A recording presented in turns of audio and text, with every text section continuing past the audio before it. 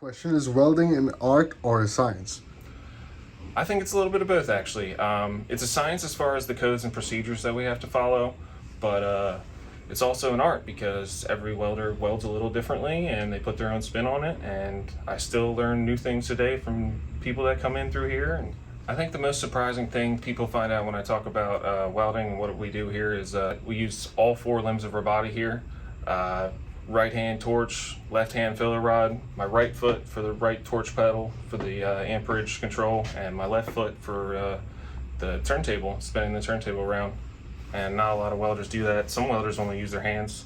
They don't even use the torch pedal, all operated by the torch or a torch button. I was always a little bit of a pyro as a kid, and I really like working with my hands and building stuff. And so working here, it's kind of the best of both worlds.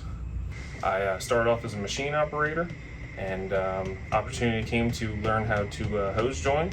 I worked with Dave, got my certification to hose join, did that for a couple years, and then got the opportunity to move up into the assembly area, worked with Shane and those guys, and got more of my procedures done, and yeah, here I am today.